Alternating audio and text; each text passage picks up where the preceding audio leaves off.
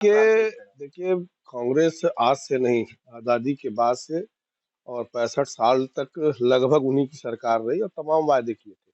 और अभी लेटेस्ट में अगर आप देखिए तो अगर आप हिमाचल जाइए, हिमाचल के चुनाव में इन्होंने डीजल पेट्रोल का दाम कम करने की बात कही थी और सरकार बनने के बाद बढ़ा दी थी।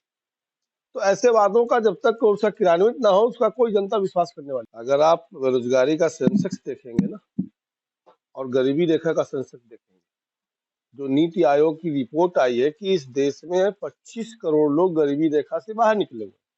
और जहां तक बेरोजगारी का सवाल है, अगर आप देखेंगे, अगर डाटा उठाकर देखेंगे तो जो भारत सरकार ने तमाम योजना चला करके, क्योंकि सरकारी नौकरी सबको दे पाना संभव नहीं है, लेकिन नौकरी का, रोजगार का अवसर दे पाना सरकार के पास संभव है। और हमारी सरकार ने लगातार, चाहे वो मुद्रा बैंक हो, चाहे स्वनिधि हो, चाहे हर प्रकार से स्किल डेवलपमेंट के माध्यम से स्किल करके लोगों को और उनको फिर लोन के माध्यम से दे करके स्वरोजगार देने का एक भारी मात्रा में, करोड़ों की संख्या में भारत सरकार ने काम किया। आप कह रहे हैं कि जो है गरीब गरीब कम हुए हैं, लेकिन ये हम नहीं कह रहे हैं, ये नीति आयोग का रिपोर्ट कह रहा। नहीं, उसको कोट आपने कर रहा, हाँ एकदम करेंगे, नीति आयोग की रिपोर्ट है तो मैं कोट करूंगा कि 25 करोड़ लोग गरीबी रेखा से बाहर आए। तो 80 करोड़ लोगों को राशन क्यों दिया जा रहा है? आप ये सोचो, गरीब के गरीबी रेखा से बाहर आने में एक राशन देना भी विषय है। गरीब की चिंता क्या होती है? रोटी, कपड़ा, मकान, यही ना है परिभाषा।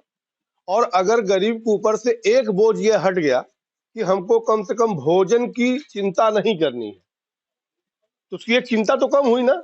आप उसको इस अर्थ में मत निकालिए कि उनको हम इसी वजह से दे रहे हैं, क्योंकि अगर गरीब का एक चीज हमने, गरीब के ऊपर से हमने 5 लाख का दवा का कार्ड दे दिया, तो अगर दवा में उसका साल में अगर 10, 20, 25, 30 हजार रुपया भी खर्चा होता था, तो गरीब का बोझ ही तो कम हुआ।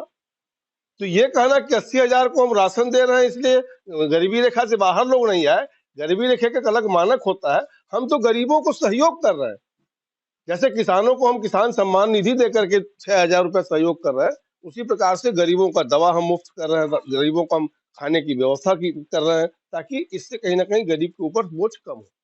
आज बेरोजगारी का सेंसस काफी अच्छा हुआ है आपकी सरकार में। आप ही की सरकार का एक रिपोर्ट है कि 22 करोड़ युवाओं ने सेंट्रल गवर्नमेंट की नौकरी के लिए आवेदन किया और 7 लाख हम नौकरी दे पाए 10 साल में। अभी आप देखो 10 साल की बात कौन कहे, जो प्रधानमंत्री जी ने तय किया था कि 1 साल के अंदर 10 लाख लोगों को नियुक्ति पत्र देना है, और हम लोग उस सारे कार्यक्रमों में पूरे देश में गए थे और 1 साल के भीतर लगभग 10 लाख नौकरी हम लोग अभी 1 साल के भीतर दी। हम 10 लाख के संख्या की बात नहीं करते। अखिलेश यादव प्रयागराज में युवाओं से कहा, जो पढ़ने वाले लड़के हैं, उन्होंने उनसे कहा कि एक जो दिल्ली में बैठा प्रधानमंत्री, उसको बेरोजगार कर दो, आपको रोजगार मिल जाएगा। अब अखिलेश यादव की बात अगर जनता मांगी तो सत्ता से बाहर थोड़ी जाती। अखिलेश यादव की बात अगर बच्चे मानते तो खुद सत्ता से बाहर नहीं रहते। पेपर भी तो लीक हो रही सरकार में। पेपर लीक हुआ है, उसको मैं स्वीकार करता हूँ। पेपर लीक हुआ है, उसको मैं स्वीकार करता हूँ। लेकिन अगर आप देखें कि योगी जी की ही सरकार थी, तत्काल कार्रवाई करते हुए उन परीक्षाओं को रद्द भी किया और जो भी उसमें दोषी युक्त थे उनको गिरफ्तार करने का भी काम किया। एबीपी गंगा, खबर आपकी, जुबान आपकी।